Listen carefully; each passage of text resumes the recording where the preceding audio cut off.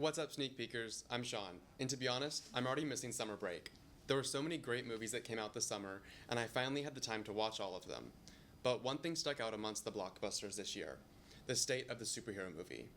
We all remember the days when a cape and spandex would dominate the box office, but post Endgame, those billion-dollar returns are getting more and more rare.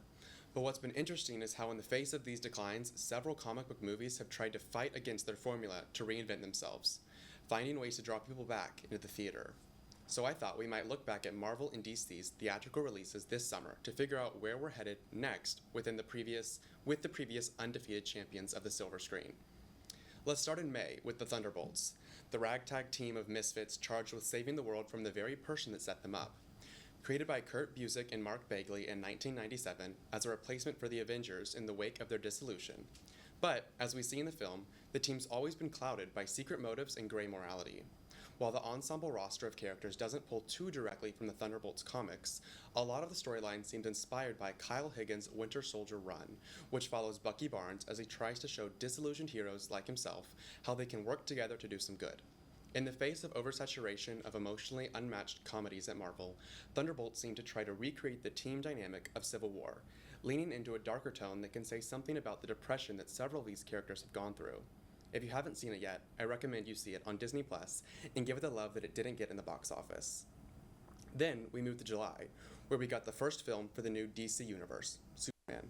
As we all know, the character of Clark Kent, created by Jerry Siegel and Joe Shuster, has been around since before World War II and has undergone decades of changes and iterations since.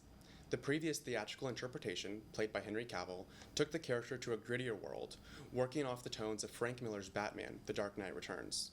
But with James Gunn's newest film, he's talked extensively about the inspiration he got from lighter, more comical interpretations of the character, such as Grant Morrison's All-Star Superman or Jeff Loeb's Superman for All Seasons.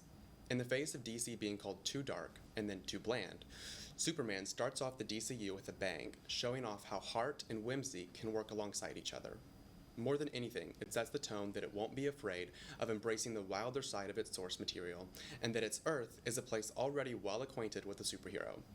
Superman ended up being the highest grossing comic book movie of the year, with critical and general audience acclaim to match. It's just leaving theaters now, but it's now available to watch on digital, with physical releases coming soon. And finally, we have the Fantastic Four: First Steps, created by comic book legends Jack Kirby and Stan Lee. These four have gone through their ups and downs. Despite being a staple of the Marvel brand since their debut in the 1960s, First Steps is now the team's third cinematic reboot, fourth if you count an unreleased movie from the 90s. From the Tim Story films to the infamous Fan Four Stick, they've never seemed to resonate with critics or audiences alike. But Matt Shakman's take on them aims to finally give them the love they deserve, citing them as the lone protectors of an Earth outside of the main MCU. Matt has shared his love for the comic's original run, including the Galactus trilogy, which features the debut of Silver Surfer and Galactus.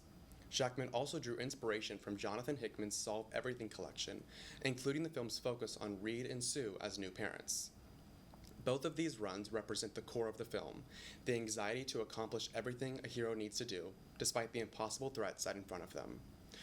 While this film might not have calmed all the anxieties about the future of Marvel, it stood out as a beautiful experiment into how the MCU can connect itself back to its source material and find new stories to tell. So, what is these studios' solutions to superhero fatigue? It seems to be to shake up the formula and learn from their mistakes. Put something authentic on the screen, shake up the key players, and play into themes that emotionally connect the viewer. At least, that seems to be the strategy now. With Marvel's nostalgia-fueled mega crossover, Avengers Doomsday, and DC's lesser-known character entries of Clayface and Supergirl all set to release next year, only time, and the box office, will tell what the future holds for the superhero genre. But what did y'all think about the summer comic book movies? If you agree or disagree with any of our analyses, let us know at Sneak Peek TV on Instagram, YouTube, LinkedIn, or Letterboxd. That's been my time. We'll see you after the break.